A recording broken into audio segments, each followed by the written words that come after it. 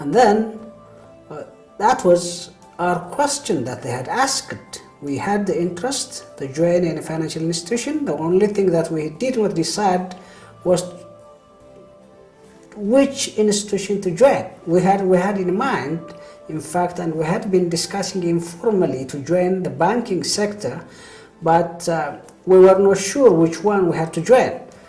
But fortunately, we were invited, and they simply attracted us, and we were impressed by their invitation. Decision was made mainly by the executive committee members of the Credit and Thrift Cooperative of EPCO, and under that executive committee, a number of highly debatable and heated discussions were going on. We didn't decide overnight, and it was quite understandable that since this one is a new venture getting into business, not just giving out credits and serving as a depositor, so we had to argue a lot amongst ourselves, the executive committee members. We just decided on the basis of diversifying the risks. We didn't buy venture only from Zemen Bank.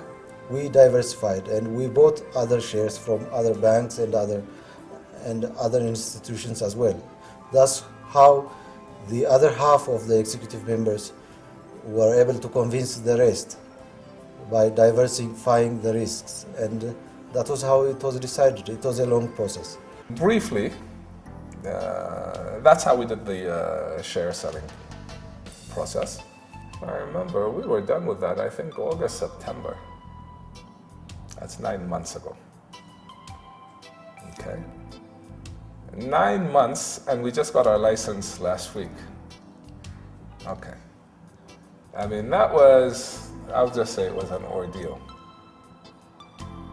So many different things.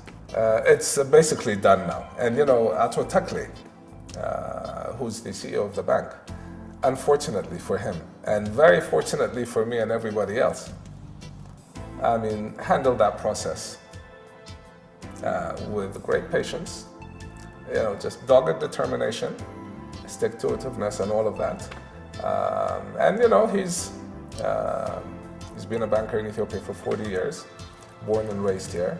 He knows how things function, and he's not frustrated by all the unexpected things that kept coming up and all of that. He took it in stride and really insulated the rest of the team from that process and allowed us to do all the work that we've been doing to get the bank operational. So I'll, you know, with that very general sort of overview, I'll leave that to Ato Takli to sort of walk you through in a little more detail what we've been doing for 9 months. When we found out that we have all the minimum paid up capital, which is required by the National Bank, we said now we have to hasten registration of all the subscribers, obtain the signature of all the subscribers, and then get the license very soon. We were aggressively approaching or calling the subscribers to come soon and put their signature. Then many had made a quick response, but many also failed to make a quick response for obvious reasons. Some of them were out of the country, some others, you know, they didn't have the documentation. There are some of the shareholders who died also. So we need to rectify this thing because the Authentication and Documentation Office needs a full fulfillment of the formalities.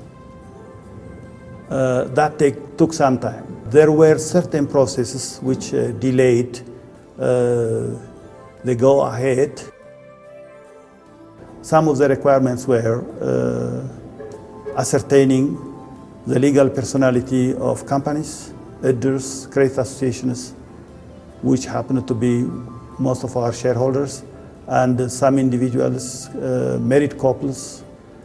Then after informing us that such kind of formal requirements have to be fulfilled before the signature is made, we try to approach our subscribers told them to make straight their formal documents.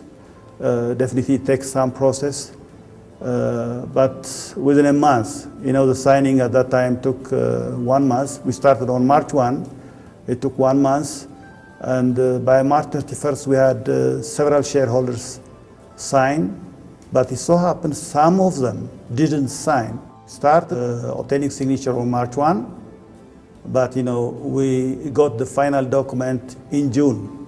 So you can imagine how much time it has taken, because each subscriber's problem had to be sorted out and corrected before he puts his signature.